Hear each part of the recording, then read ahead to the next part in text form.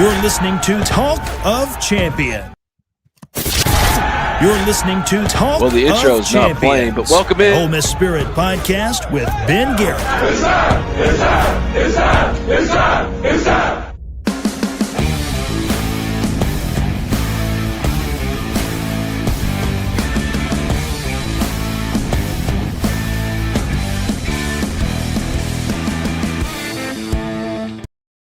Hello, friends. Welcome inside. Well, not the RiverLand Roofing studios. If you can't tell, your friend Ben Garrett is here at the beach. I have been here for all of Ole Miss's now season-ending run in the Oxford Regional. Watched every single game. Actually, last night, met an Ole Miss couple at Cosmos right down the road here in Orange Beach, Perdido Key. And we watched the game with another group of like-minded Ole Miss fans and watched the final outs. Campbell Smithwick's at bat. All the end of the ninth inning that sent Ole Miss into next season, into its future. A tough series loss for Ole Miss in the Oxford Regional. Murray State comes out with a 12-11 win, a 4 seed that had no business, in my opinion, being 4 seed, but also shows the wildness of this particular NCAA tournament. And, you know, I've been thinking about Ole Miss's run this year and trying to contextualize it and trying to put it in the right frame of mind now that we move forward. And there was only one person I could think to bring on to talk to me now that I'm at the beach. I knew he'd be there, first of all. I knew he'd be in Swayze. All right. And then I knew that he'd be able to really help me contextualize nerding out with me here on a live edition of Talk of Champions, powered, as always, by our friends at RiverLand Roofing.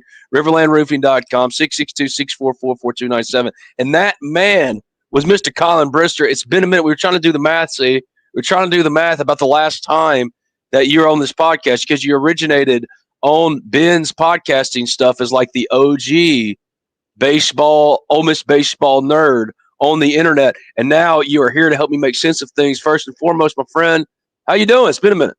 I'm tired. I'll say that. Yeah. It's been a long weekend of baseball. I went to all the games, and I told somebody, obviously Ole Miss didn't pull it off last night, but right.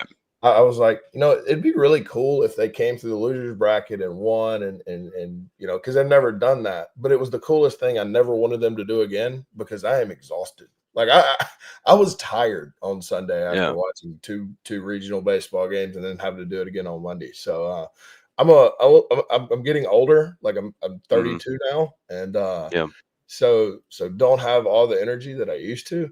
I'm tired. I'll say that, but it was obviously Ole Miss didn't pull it off, and that's unfortunate. But it was a fun weekend for people that like baseball. I went to there was only 2 of them, but I went to the games that Ole Miss didn't play in, and then that's kind of part of my fun for regional weekend is I just get to watch baseball.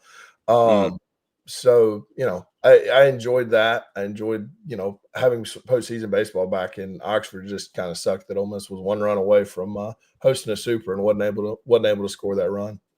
Yeah, that's the thing that's hardest to take, I think, for most Ole Miss fans on this Tuesday is you haven't hosted a super regional in Oxford, Mississippi since 2009, and to fall short by 1 run on Championship Monday. Look, Murray State, we can all agree at this point, shouldn't have been a 4 seed, but at the end of the day, you play the games in front of you, and Ole Miss took the risk on Friday, tried to set it up with Riley so that Hunter can put them ahead 2-0, get them in the same advantageous position that Murray State was in, that allowed them to have the fallback of, well, you got to beat us twice.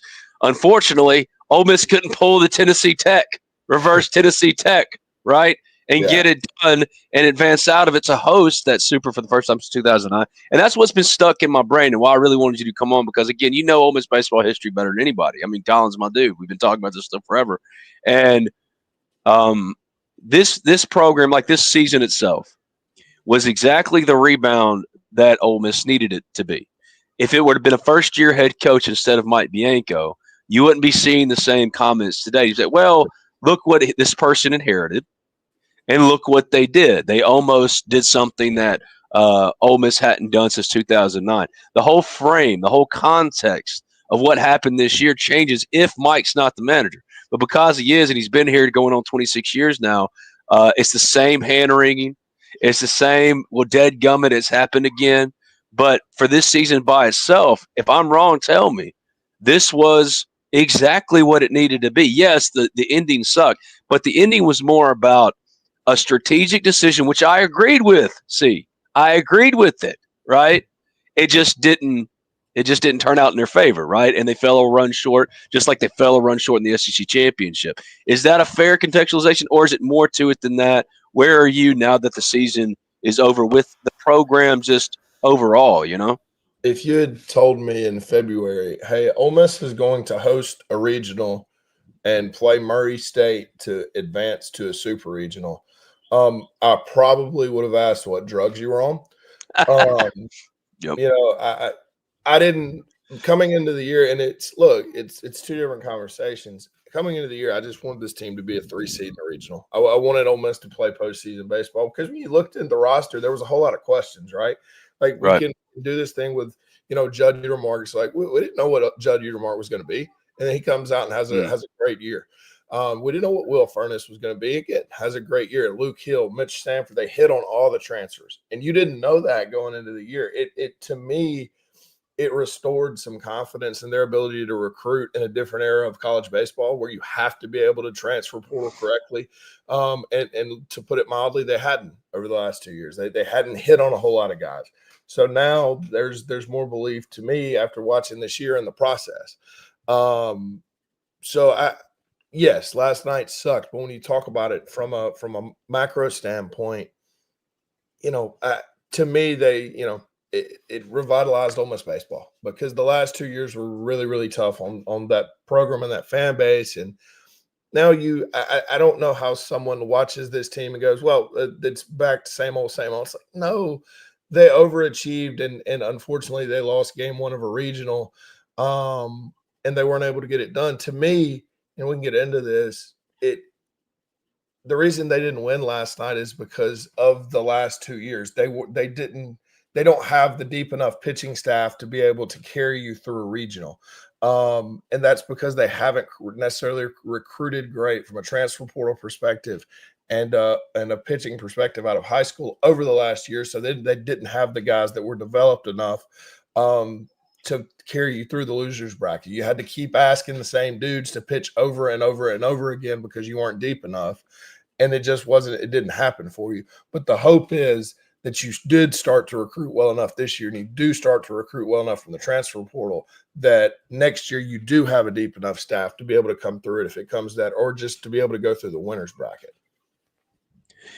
The one thing that I get as far as frustration from Ole Miss fans that I've seen both on Twitter, the Ole Miss Spirit, omspirit.com, live on 3 message board, sign up today for just $1, is there's been too many instances where Ole Miss had it set up on a silver platter for them, right? Under Mike Bianco, and this is always the result, falling short. You can think of the Super in Arizona. You could think about any number of and pick your be selective with your picking and say, well, hold on now.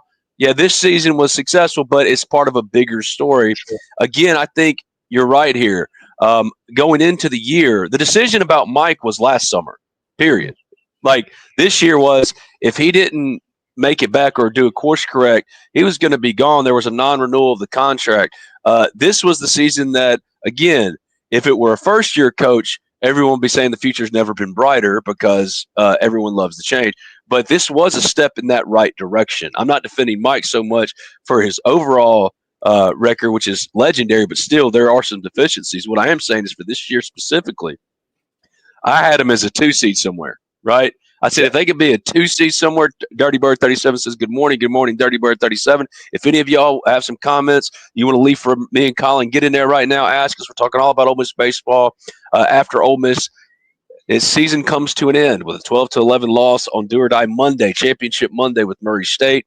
But I do think that narrative is more than fair, Collin, right? It's more than fair to say, hey, yeah, too often in the history of Mike Bianco, this has been the outcome in these types of situations. However, Ole Miss and Keith Carter, by making the decision to bring Mike back for a 25th year, right, after back-to-back losing seasons, letting him take the big swing with the pitching coach, right, make some needed changes, transfer portal, changing things up there as well, Collin. And they go and do that. They fill out their entire starting outfield with transfers. This time around, I know it for a fact. They're going to try to keep Judd Udemark. They're going to try to keep both Austin Foley and Campbell Smithwick. And you might say, well, they're both sophomores. Well, both of them want to catch. Both of them believe themselves to be primary catchers. So that's going to be a tough retention kind of re-recruitment for one of both of them. Austin Foley is a starting catcher, but it's really about Campbell Smithwick. Yeah. He really came on for them as the DH, was a really important hitter for them. So you see where the program outlook and strategy comes into focus. So this season was wildly successful. It ended disappointingly. But what it sets up for next year is, well, now you know the formula. Use the formula, do it again, and next time go a little bit further, because that's what Ole Miss fans want. It's not about wholesale changes right now, right? Especially with how well Ole Miss rebounded. And there's a lot you got to give, just as you're upset with how it ended, you have to give Mike and staff a ton of credit for this team was not like the other ones, Collin. I mean, there were times where you thought they were going to bottom out too. At the end of the day, though, what bit this team, his defense was awful. Yeah. It was so bad. So You know what they're going to focus on, especially infield defense. I was told that their portal focus mostly this year is going to be on pitching. It has to be. But this season, for what it was by itself, I think all of us can agree exactly what it needed to be. But like you said, or like I was kind of floating out there for a second, I understand the frustration, right? And the questions that have always been there are going to be there again. You didn't kick the door down for the Super when it was sitting there for you and then go to Omaha, really shut everybody up. You just got to do it again. But for this season, man, it's kind of hard for me to be down today, right? It's kind of hard for me to go, well, because it's just a baseball strategy decision starting Riley on Friday. Yeah, where's Hurst said too much pumping sunshine here? Hold up.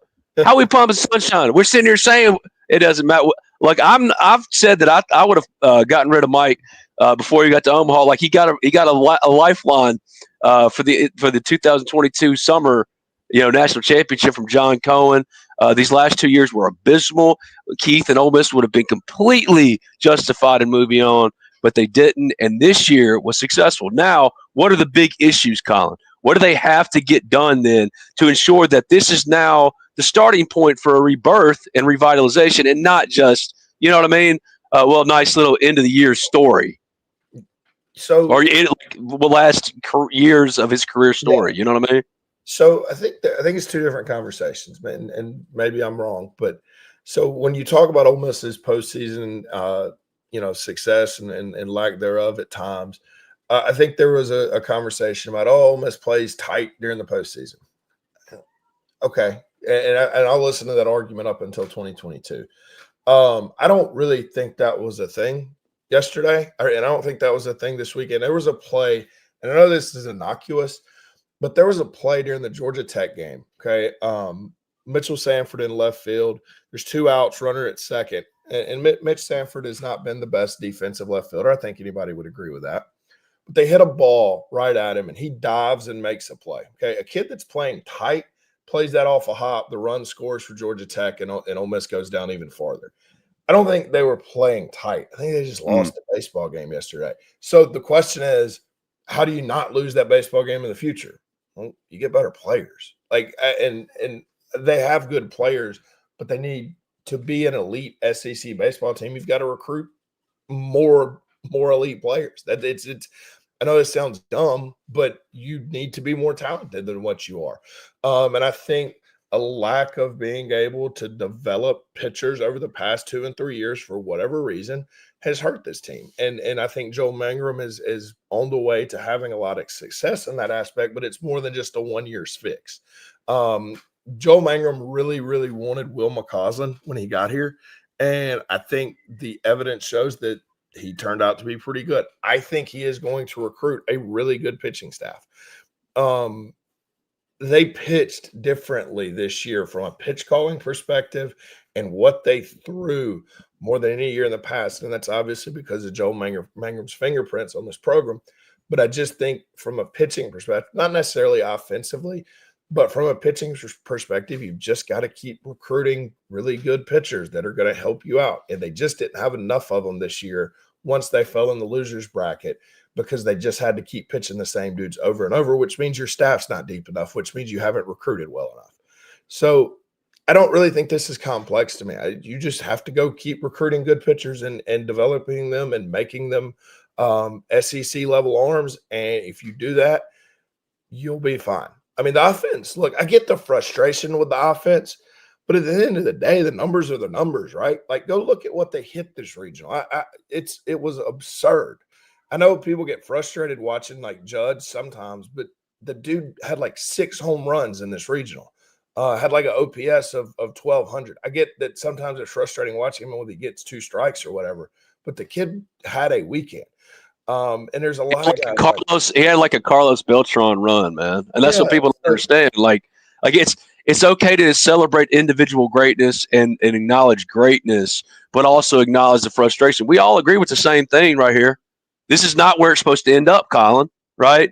The Ole Miss is supposed to be playing on, but for this season and what it needed to be, it delivered. Of course, the outcome is all too familiar, and that's why some like West Hurst are like, well, no, I want wholesale change. I get that too, but Ole Miss isn't going to do that, right? Ole Miss isn't going to do that, and why should they after this year, especially with all the money they're paying out for other stuff too? One thing that was really interesting, Trey Luckett, 5 unearned runs. Who coaches defense? Also, the 2-strike approach is terrible. Hire a good hitting coach. Still at the end, we were trying to mitigate the head coach weaknesses. Then Dirty Bird 37. The problem on offense is that we live and die by the home run. Talking about that 2-strike approach again. When it comes to our 0-2, we're still swinging for the fences. Maybe bunt against the shift. Maybe just try to make contact. There is truth to that. There is truth to being beholden to the 3 true outcomes. That's why Judd can be very frustrated, because he's either knocking the shit out of the ball, either out of the park or for an extra base hit, striking out or walking, right? Yeah. Like there's a lot of that, a lot of 3 true outcomes in this lineup. And that's where, like you said, the portal is going to be important. First of all, for building out the pitching staff, but also for filling some holes. But they've got some good developmental guys like Hayden Frederico who are going to take steps. I'm not giving up on Owen Pano yet. You know what I mean? Think about if Ole Miss would have given up on Gray Kessinger or Thomas Dillard after year 1, right? Like, the number one thing for Ole Miss in getting over this hump and taking advantage of what this season was, even though it ended so disappointingly, is exactly what you said. The money that Ole Miss has, man, go swim in the deepest waters, man. Go big fish hunting, right? Like, you need some dudes, and you need to be competing with the best of the best to go get those dudes, and you need as many of the best dudes as you can get, because you are one of the only programs nationally, right? There are maybe, I'd say, 6 to 8 that can really compete for the best of the best, right? And Ole Miss should always be in those conversations, in those recruitments. Oh, for sure. And you're gonna have to do that. You're gonna have to go recruit dudes, because I figure, I don't have any insight on this, but I figured they're gonna lose a good bit from the pitching staff, just from the draft and maybe transfers and that type thing. And then you're going to lose, a good bit to the draft and in the outfield and that you're going to lose a good bit to the draft and transfers from guys didn't play a lot. And then the outfield, I believe, is all seniors, if I'm not mistaken. Yep. Well, when you talk about Mormon, obviously Federico's not. And I think that Mormon loss wound up hurting more than they realized. I understand that he didn't have the offensive production that people wanted, but I think he would have been good this weekend, because I think Ron Mormon's struggles came mostly against velocity, which they didn't see a whole bunch of this weekend. I think that loss wound up hurting them more than they thought it would, or maybe some fans thought it would.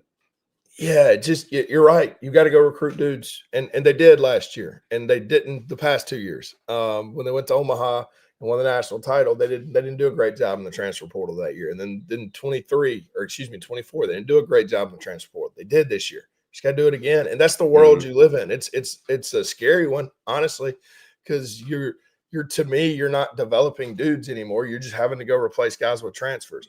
But there is a development aspect, like you mentioned with Owen Pano. Like, that kid's got to be better next year, because he's got all the talent in the world. Obviously, Hayden Federico, I think, is going to be a really good baseball player for Ole Miss. And then, you obviously hope you keep Judd, keep Will Furness. To me, I think it's important that you keep Braden Randall. I think he's a good player. I really do. And then he hit the 3-run shot last night. That was what's crazy. Us at Cosmos, me and these people I just become friends with because he was wearing an Ole Miss shirt. We started talking about this. He's like, Braden Randall is my guy. And then not a little while later, 3-run shot. Of all the people to pull it back to 12-11, yeah. I was sure Ole Miss was on to something with that one, bro. Like when Braden hit the bomb, because that's not his game. But defensively, man, you got to have it. You know what I mean? Dirty Bird 37, especially with the team that was so bad defensively, like not playing Braden Randall when you really needed more than anything middle infield defense. That kind of hurts you. Luke Hill is a junior. He's graduated. They expect him to get drafted really high and signed. They would love to get Luke Hill back. They just don't believe that's going to be realistic. Will Furnace, they think they can get back. They think they can get Judd back. They're working on Campbell Smithwick and Austin Foley. That's a great starting point. And then really portaling the crap out of pitchers. Javon Campbell says, Coach Bianco needs to learn from Kiffin. Go after the best players in the portal. Can't win with an average team in 2025. This team was so close to being so much better than just average good, right? You know what I mean? Like they were a very good team all year. They had a real opportunity. Unfortunately, they just didn't, like you said, have enough horses. So you look at what they need now, Collin. And I think obviously in the portal, we talked about pitchers, but some are going to say, well, go get a shortstop. I don't disagree. I mean, they've got some shortstop. The Maryland shortstop's in now, Big 10, Big 12, Big 10, whatever it is. Second teamer, hit 29 bombs at Maryland. There are guys you could go to fill it out like that. But you're right. In baseball, even differently from football, from basketball, the developmental piece, you have to have a good mix. You know what I mean? So like Wayne, you don't want to screw over Owen Pano. Like going into last year, he was as can't miss prospects get. You don't give up on that because we've seen so much in baseball. Guys like Gray and Thomas Dillard have really shitty freshman years, but then become superstars in major leaguers. You know, so like for the portal needs, for me, it's like as much pitching depth as you can possibly get, and then of course, go bid for every monster hitter you can find. Just because you always need to be going after the best players. You're one of the only teams that can do it. Oh, for sure. And it's interesting. I think you'll see based off how they do in the portal what they think of a guy like Owen Pano. Do they go after the monster shortstop? Because at the end of the day, the monster shortstop costs money, and I don't know what Ole Miss's NIL allocation dollars are, but if they're going to go spend that money, that means hey, they may be ready to move on from Owen Pano. I don't get the sense that they are. No. Yeah. So do you keep him and a guy like Braden Randall, and is that your middle infield next year? You move Judd back to third. That's a pretty – if Pano takes the step that they think he can, it's a pretty good infield. They got to get better defensively. And in the corners and the outfield, obviously Federico played there this weekend. He was okay. He drops the ball against Western Kentucky. It's fine. Mitch Sanford had a tough year at times in left field. I thought Austin Such a valuable hitter, though, Collin. He was so valuable for them. Yeah, he's a very good hitter.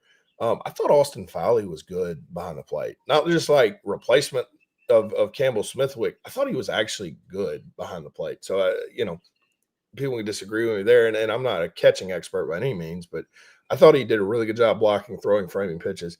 Furnace has a tough weekend at first. There's no denying that, but for most of the year, he's been good defensively. I don't necessarily think this team through the course of the year was bad defensively. I think they were bad this weekend. I think they were average defensively on the year and kind of terrible this weekend, if that makes sense. But to win in this league, you can't be average defensively. You have to be above average to good because there's so many more balls in play now, and people hit the ball so freaking hard that you have to be, to me, you have to be at least above average to good defensively to win.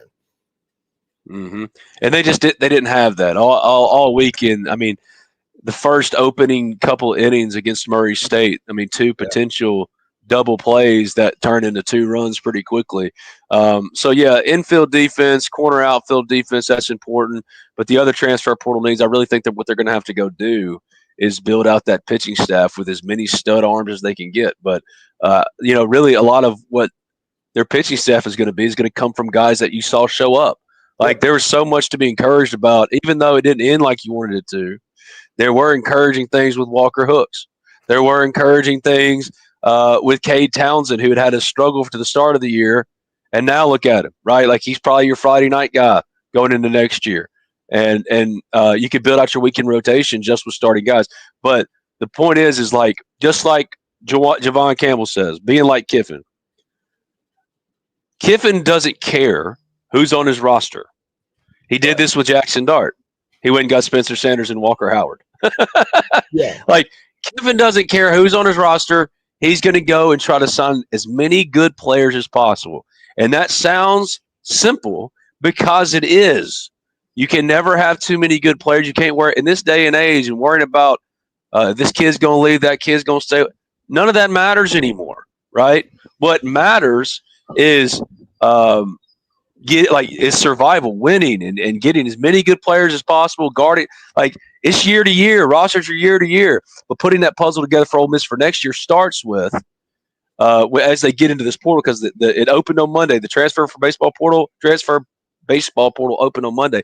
I'm looking at pitchers first, and what else do they have to have, do you think? Because Dirty Bird 37 says they absolutely need a dude at closer. They've got some – they do need pitching depth, period. Yeah. I would just argue that, if you made me say the number one needs, I'd say a weekend arm. Yeah, 2 weekend arms. Two weekend arms, ideally, a middle infielder and a corner outfielder. That'd be what I'd go for. So the closer thing, I agree. Like, Connor Spencer was good at closer this year, and that made a difference for Ole Miss. They do need a dude at closer, but here's the thing: it's hard to go recruit closers because all these pitchers think they're starting pitchers. Yeah, you know what I mean. And if they're not a starting pitcher, they're probably not great. So it's kind of hard to recruit closers. So if you're going to have a shutdown closer, and I agree they need one, I think that probably comes from within. And someone turns into that. I don't know who that person is. Until Braden Jones got hurt, I thought it could be him, but obviously he's out with Tommy John. But yeah, no, they definitely need corner outfield spots. They definitely need, weekend arms for sure. And I think that's the one criticism I would have of what Ole Miss has done over the last 3 years from the transfer portal is they just haven't gone out and look, they're expensive. It is what it is. They haven't gone out and got that really dominant shutdown weekend dude. They need to do that this year. Whatever it costs, they need to figure it out, because I think if you're going to be successful and have this type of year where you host a regional again next year, and you would know this more than me, I don't know what they expect to return from the guys that started on the weekends this year with Nichols, Maddox, and Elliott. I'm not sure they expect any of them return. I don't know that. But if they don't return, you just expecting you to be able to fill Friday, Saturday, and Sunday roles off whatever's already on your roster seems a little bit unrealistic. So they need to this year go get the high level transfer. I know he's not had necessarily the year statistically that they wanted, but go get the Zach Root that Arkansas got. You've got to be able to get that dude this year, and I think the emergence and the hiring of Jake Mangrum helps with that. I really do. But you got to do it this year, because I don't know how you go through the SEC next year without going and getting a high-level transfer weekend arm or two. If Ole Miss ends next year in the exact same place it is in right now, are we just having the same conversations all over again, or do you think Ole Miss does something? Well, what are we talking? Like, are we talking about a team that's a 3 seed that goes as a regional, or are we talking about a team that loses a home regional again? Yeah, that's what I'm saying. Like, I thought hosting the regional, even though they lost it, is still an accomplishment, Absolutely. Right? So like it's weird to me how there's this like hand wringing as if Ole Miss didn't host or was a 2 seed somewhere and didn't make it out. It's just more of the same, which again I understand, but this is against the backdrop of the last 2 years. I was saying after the last 2 years of back-to-backs, like I would have completely understand Ole Miss would be justified in making a change. But after this year, I give Mike all the credit in the world for there's still some things that like I'm chief bitching and moaning about certain stuff. Some bullpen management. You've been around me a long time. Yeah. I had some issues there this year, sure. Yeah. You know how I am with this here. But where it ended up, again, if it was compared to a first-year manager, had you gone and hired Dan, Dan's like the great, the great white hope, right? And like if you go hire Dan, and he comes in here, hosts a regional, gets a game, one run win game away from hosting a Super for the first time since 2009, It's just it's received differently, and that's just the way it is. I understand that's just culturally how we respond to things and how we do things. But I just, this is not sunshine pump. This is saying, hey, Mike was told you got to do this. Well, he did check a lot of boxes this year. You got to check even more. And, ideally there'll be another step taken next year. If it's not, I don't know what you do. You know what I mean? Like, is it at a stale place? I don't know. But for now, there's no wholesale changes other than in the portal, you better go clean up. Like you really got to clean up, especially with arms. Yeah. So it's hard for me because to me, I don't think you get to talk about this program. Like sometimes you just lose, right? Like Arkansas lost 2 years in a row in their own regional when they were a national seed. Like, are we going to talk about Dave Van Horn's not an elite coach? Because he is. And I'm not saying that maybe Mike and Dave Van Horn are on necessarily the same level, so don't misinterpret what I'm saying. But I guess what my point is 2022 happened, right? They won the national title, and I'm not saying, that should beholden them to Mike Bianco forever. My point is, I don't really think you can talk about a lack of postseason success anymore going forward, and put it like, it's Mike Bianco's fault. Well, sometimes they just lose because I've seen them dogpile in Omaha before. So I don't think this team lost because Mike Bianco was tight like he was accused of, and maybe there's some validity to it. I'm sure there is. But I think they just lost. And so from a program standpoint, I think it was a good year. I really do. I don't necessarily look if this program goes 18-12 next year and hosts another regional and loses another regional. I think it'll suck because at the end of the day, it's about all winning in the postseason. I get that. But I've said, and I said it, up until the last 2 years when they were bad in the regular season, I judge a coach a lot on what they do over 56, 60 games more than I do one weekend in June. Because I think that actually tells you what your program is. Anybody can have a bad weekend, man. We're talking about the number 1 and number 2 seeds just got beat in this thing. It's hard to win in this sport in June. But what do you do consistently? Because if you're consistently – I said this all, again, 21, 22, when everybody was having the discussions. If you were consistently in spots to win postseason games and win national championships, it at some point will happen for you, and it happened for Ole Miss. So keep putting yourself in there. Keep hosting regionals. Keep being national seeds. Maybe get a top 8 seed next year. But if you keep doing that, the law of averages, you're going to win at the level you want to win at. And I think that's the reality with Ole Miss. They just lost a baseball game yesterday after losing on Friday night, and it sucks. And obviously I prefer, I would have preferred to go back to Swayze this weekend. But I don't think it's a damning moment for the program. Like I think they're going to rebound, and I think they're going to recruit good players, and I think they're going to hopefully be a national seed again next year or a top 16 seed and host another regional. And you just have to keep doing that, and eventually the door will get kicked down again, just like it got kicked down in 2022. Which is more than fair and reasonable, and not sunshine pumping, as Wes Hurst claims, because he wants you to come on here, us to come on here and go, oh yeah, fire Mike and clean house and all this stuff. That's not what this is today. That's not how I felt today.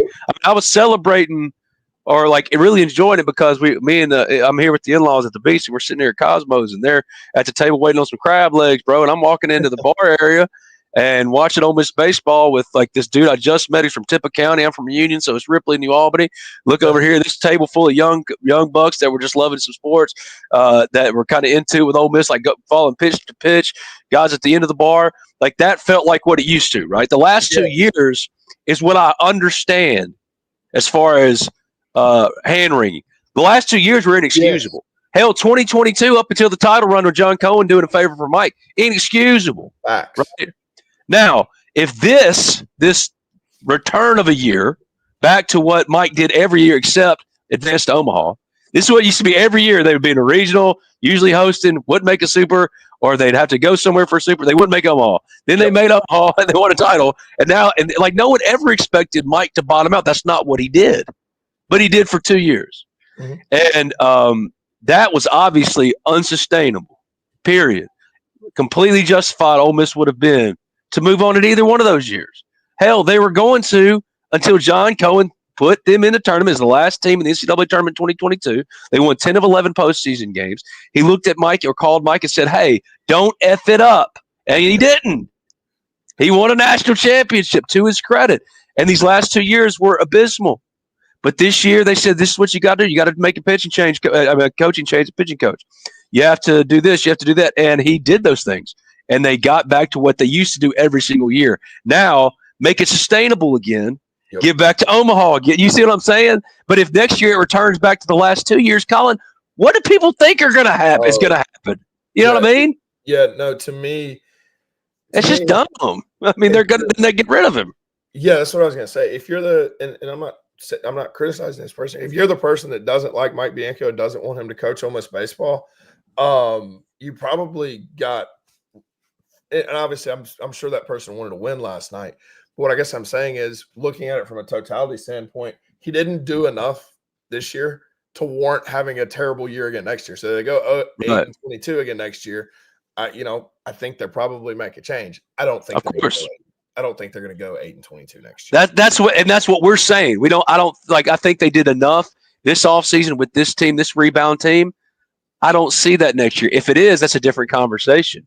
But we've already kind of filled out we know what their plan is as far as roster construction for next year. We just filled out a starting infield with guys. When you say, well, they bring back Brain Brown, that's pretty good infield, right? Judd Udemark at third, second base. Hayden Frederico is going to figure in somewhere. Campbell Smithwick, if he's not going to be a predominant catcher, he's probably your left fielder. Then all of a sudden, you just got to get a center fielder. Plus the very best arms you can get, and you're cooking with bacon grease to get it. And if it all falls apart, well, again, a different conversation. But I think this is exactly the year that Ole Miss needed. Two things can be true. You can look at it and say, hey, this is exactly the rebound season Ole Miss baseball needed. And two, the ending sucked ass. Both things can be true. You know what I mean? Like, it was a crappy end. But for me, it was a strategic decision on Friday gone wrong. Riley Maddox had a bad start. Murray State, great hitting offensive team. And you made the point I meant to make so much earlier in this podcast as we wind this up. You're absolutely right. This NCAA tournament, wide open. The most wide open it's ever been. Number 1 overall seed Vanderbilt, bounced. Number 2, Texas, bounced. Ole Miss, number 10 overall seed, bounced.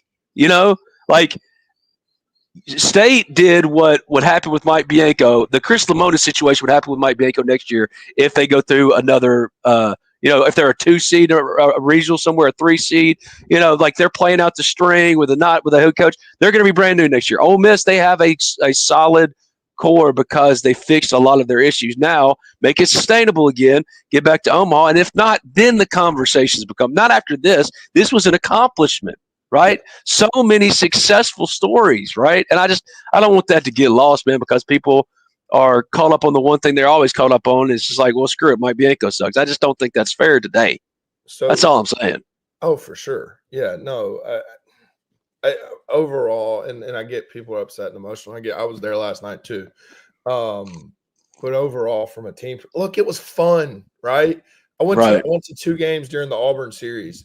That was fun because baseball mattered in Oxford. I can tell you where else I went to an Auburn game is 2023. I went to and don't ask me why I did this. Why did you do that? I went to the last game in 2023 when they were mathematically eliminated from everything against Auburn. That was not fun. I was bored to death. That was fun this year. And yeah, losing sucked, no doubt. And I get, you talk about the Hunter Elliott and, holding him and it didn't go right. And the decision was fine. But at the end of the day, just to be honest with you, if Riley Maddox pitches like he did this weekend against, if he pitches against Georgia Tech, the way he pitched against Murray State, they were going to be in the exact same situation. They weren't going to beat Georgia Tech. So it just kind of, I don't criticize the decision too much at all. Just unfortunate you didn't win. You just didn't have the pitching depth. You didn't have the pitching depth. And you almost did. You were 1 run away from having it. You just didn't. And that goes back to recruit. Look, the same situation in Baton Rouge last night, right? Except LSU did start 2-0. But LSU over the years has recruited enough pitching depth to withstand 4 games. And they went down 5-1 last night.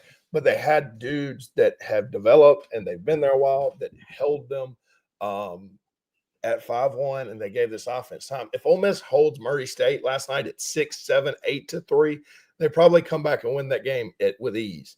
But they just didn't have the dudes that could come in and hold them down, because the dudes they were asking to do that had already pitched 2 and 3 times that weekend, and they didn't trust the other guys. So at the end of the day, you just got to recruit better.